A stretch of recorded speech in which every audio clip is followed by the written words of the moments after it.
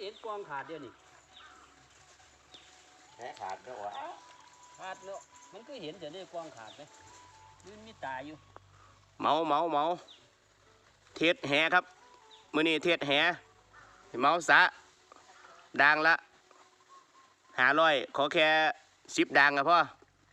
ใครสนใจมาเลย